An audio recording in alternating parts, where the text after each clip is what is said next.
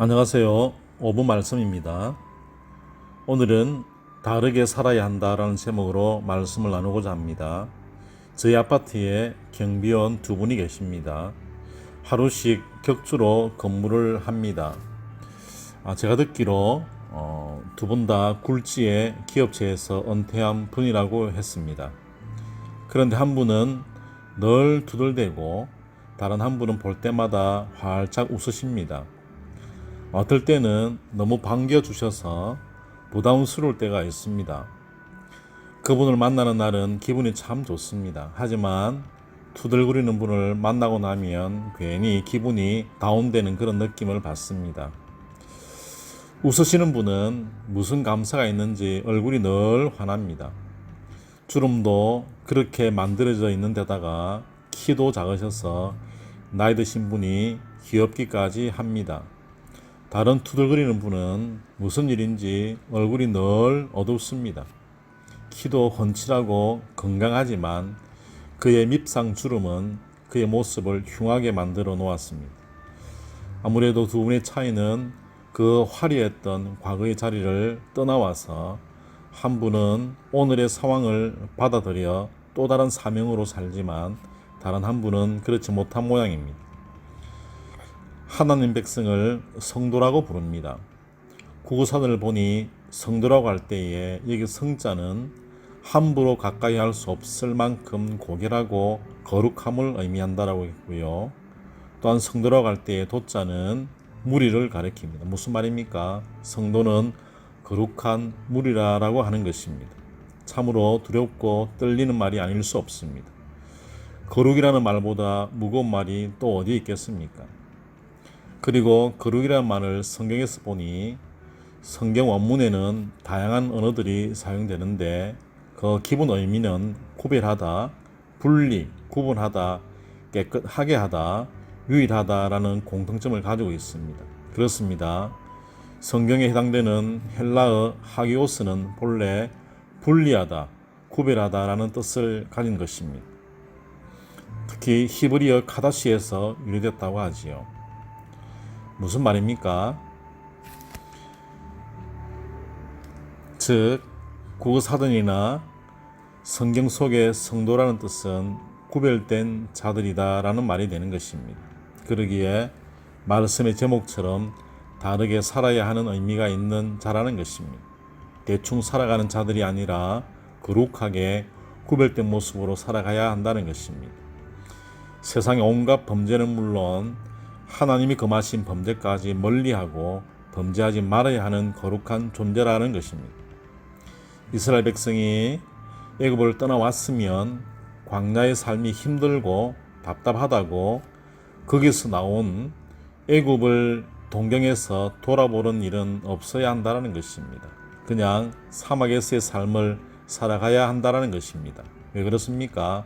또 다른 약속이 있기에 그것 붙들고 살아가야 하는 무리이기 때문에 그렇습니다. 홍해가 가로 막았지만 그들은 애굽을 향해 돌아서서 원망할 것이 아니라 홍해 너머에 있는 하나님 약속을 바라보아야만 했습니다. 왜 그렇습니까? 그들은 그런 존재들이기 때문이며 거룩하게 구별된 하나님 백성이기 때문입니다. 오늘을 사는 우리 역시 떠나온 세상을 동경하면 안 된다라는 말씀이지요. 회식 자리에서 마지못해 홀짝홀짝 받아 마시면 안 된다는 것입니다. 호주머니가 궁하니 이것 좀 하면서 호주머니에 남의 돈을 1원이라도 집어넣으면 안 된다는 것이지요. 우리는 상황에 따라서 이것 좀 하면 안 되는 그런 존재라는 사실을 잊으면 안 된다는 것입니다. 4분의 1이 그리스도인이라고 합니다. 즉 4명 중 1명이 교인이라는 말이지요. 소금 25%를 마시면 목이 탑니다. 실제 마셔보았습니다. 죽을 것 같았습니다. 청년 때 전도사님이 마시라고 명령을 하셨기 때문에 죽을 뻔했었습니다. 그만큼 독했습니다. 데이터 수치를 보면 교인 한 사람이 거룩함으로 설 때 나머지 3사람은 그 앞에 꼼짝 말아야 하는 것입니다. 25%의 소금의 강력함을 가진 자 앞에 감히 누가 더러움으로 설 수 있겠습니까? 하지만 안타깝게도 실상은 그렇지 못한 것 같습니다. 되려 의기소침 무너진 모습을 한 소금들의 모습을 보이는 것입니다. 그야말로 밖에 버려워진 그런 모습들입니다. 발에 밟혀 죽도 못 서는 그런 모습들 말입니다. 참으로 안타까운 일이 아닐 수 없습니다. 그것을 방증하듯 흉악한 범죄는 늘어만 가고 있는 것이지요. 거룩의 능력을 가진 자들이 없다는 것이겠지요.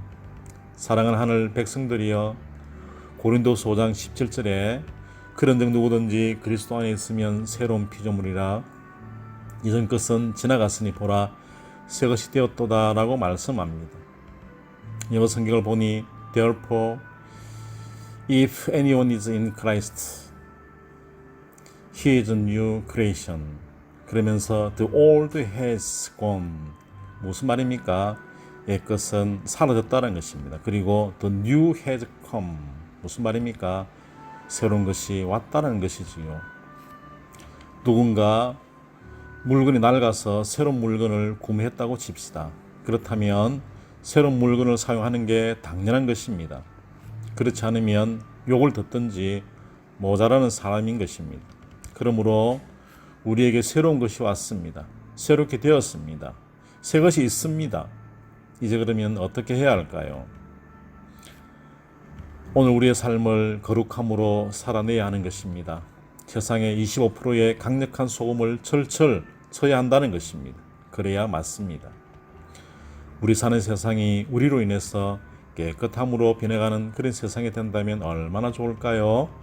마치 늘 활짝 웃으시는 경비원 아저씨처럼 말씀입니다. 모두에게 기분 좋게 하는 그런 분말이지요.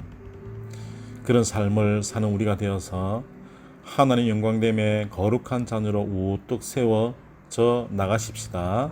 오늘은 여기까지입니다. 승리하는 하루 되세요. 감사합니다. 할렐루야.